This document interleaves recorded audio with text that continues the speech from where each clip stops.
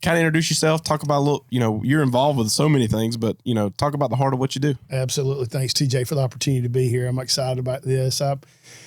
I was raised in a Christian home and have been involved in ministry most of my life, in local church ministry, but also running parallel with that, working with a program called Barndo Boys State, where I now am on executive staff there with those guys, sponsored by the American Legion. My wife and I, we have 4 boys. We have 3 grandboys. We have a grandbaby girl that's soon coming. So, and being in ministry, working with students, which has been my calling and my love, I really began to see a gap in a lot of families, a lot of challenges a lot of families were facing. And so a lot of my ministry I saw leaning towards trying to help young men to be better men, be better dads. And when my oldest son, Jacob, when he got out of college, he was substitute teaching at R.D. Anderson. And the very first day that he was there, he was just until he could find what he wanted to do with his life, he was just going to do this for a period of time. He comes home and says, "Dad, we need to do something." I'm like, what's going on?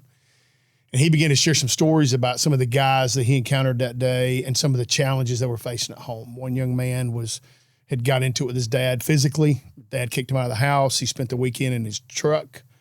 And I was like, as Jacob's telling me this story, I could tell he was kind of emotional.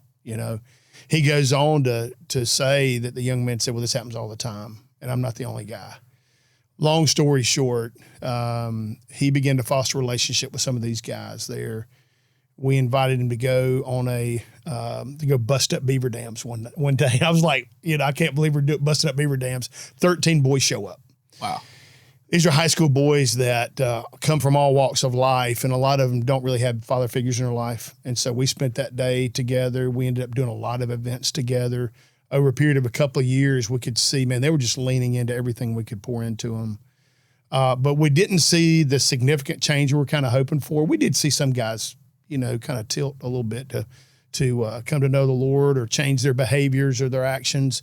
But a lot of them were just enjoying the time, which we were cool with. We just wanted to provide some good opportunities. And, we sat down with law enforcement here in Spartanburg County and asked them, what's the average age for a young man to join a gang? Because we had been hearing reports about how gangs were growing in Spartanburg County in the upstate. And without hesitation, the gang unit leader said the age is 11. Wow. And I was like, that's 5th grade. And he said, no, it's 5th grade. That's when they become runners or errand boys. They're trying to make their way into the gang, and then they work their way up. And so to make a long story really short, Fire Pit Ranch was born in 2015 and became a nonprofit that year. We began writing curriculum in 2019 for the 5th grade boys, and we now do mentoring 5th grade through 12th grade. We're active right now in 3 counties. This fall will be 7 counties in the upstate. And what we found is that the need is so great. And the way we kind of do it is we get churches to partner with the school and provide men to be mentors. And we just can't get the connections fast enough because schools are calling us right and left saying, "Hey, can you come help us get a mentoring program?" So I guess to know a little bit more about me and my family, I was here again raised in a Christian home. My dad was a minister. We were raised on a farm, humble means, and just got along with people. But I always had a heart I guess because of the way I was raised, I saw people and the value of people and the challenges that they were facing, and I always wanted to try to help as I could. And my boys have kind of taken that mantle and running with it as well. That's awesome, man. And that's really cool because I met Jacob, and that kind of built a pathway back. Like I knew who you were because of what you did in our area. But seeing him so passionate about something like Fire Pit Ranch, it's a testament, who you are and how you raised him and, what he was exposed to and how he's around it. And to see, he's in this environment, he's there to do one thing. And then, day one, he's already there's a different need. Yeah. And to see that, just become this movement that y'all have created is crazy. And it ties into, leadership. It does. At a core level. Yeah. Because you have so much stuff happening. Like a lot of times in business and organizations and family life and every kind of aspect, the most of the chaos and most of the problems is a lack of leadership.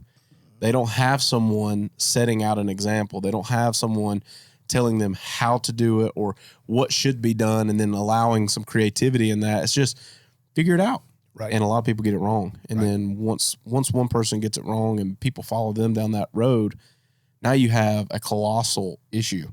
Right. And so to see you guys tackling that through Fire Pit Ranch has been awesome. And, I've got a lot of buddies, other business owners in the area that are connected in Fire Pit Ranch and help out and pour into that. And it's something that I think if you can resonate with, and like one of my really best friends, he kind of had this like troubled youth, and like to see that, it inspired him to connect immediately. Like he's like, I don't even know what to do, and so he just partnered up with you guys, and to see like the reward that came from him by being able to partner with you guys has been awesome.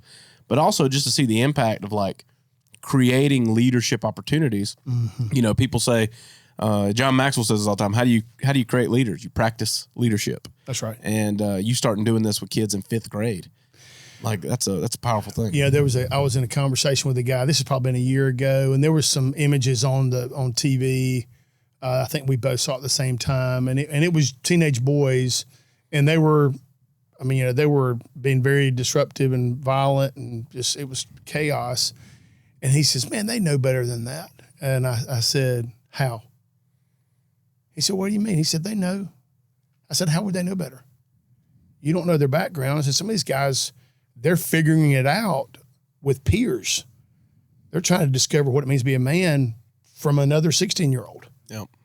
And so that's where, about 2.5 years ago was when I left full-time ministry in the church to join Fire Pit to work with Jacob, because I began to see this growing number of teenage boys. They're trying to figure it out, and there's not enough men who are willing to jump in the fire with them to say, "Hey, let's do life together. Let me walk with you."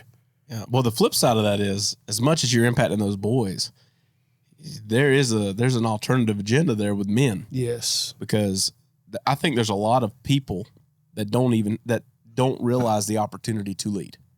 And like you said, like they know better. That's a perspective. But if you have that perspective and you don't realize that there's an opportunity there for you to teach or lead, like you miss out on it. Like, and so you're providing 2 pathways. One is you're providing leadership to a generation of children who need it, but you also have the opportunity there for people to lead. Yes. And I think that's the hidden benefit of this is if you were to interview the guys that are in this mentorship, it's as much for them as it is for the kids there. We had a mentorship training a few months back, and one of the guys, he kind of shared his personal testimony on the impact.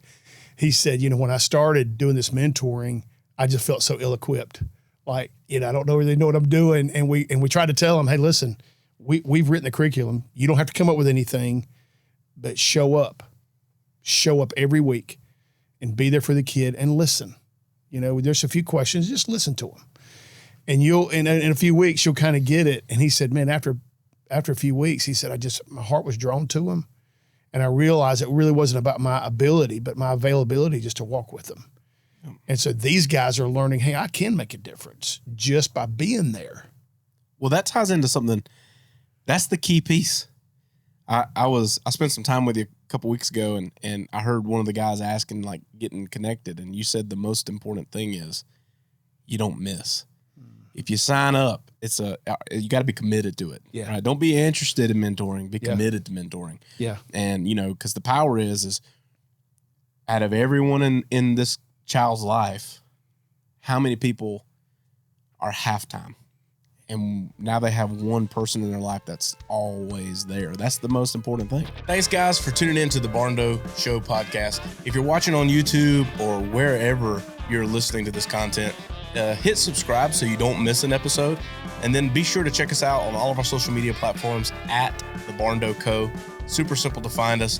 And then when you're ready to dive in a little more, maybe look around some of our available floor plan options or take a look at the gallery of our work, or maybe you're ready to connect with our team and explore what it looks like to build your dream barndominium, you can visit us online at thebarndoco.com.